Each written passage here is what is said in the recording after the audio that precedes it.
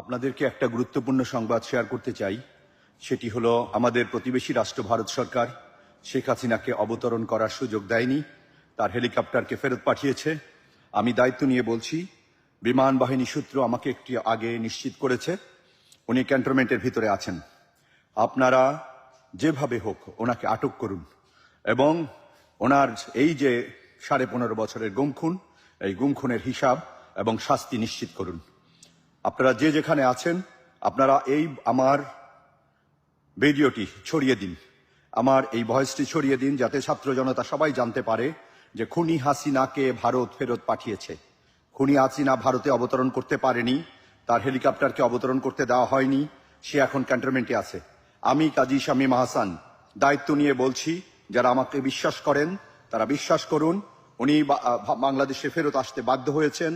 ওনার হেলিকপ্টারকে অবতরণ করতে দেওয়া হয়নি, ওনাকে রিটার্ন পাঠিয়ে দেওয়া হয়েছে। উনি যে বাহন নিয়ে গিয়েছিলেন ভারতীয় ইয়েতে, সেটাকে ফেরত দেওয়া হয়েছে। এটি বিমান বাহিনীর একটি সূত্র নিশ্চিত করেছে।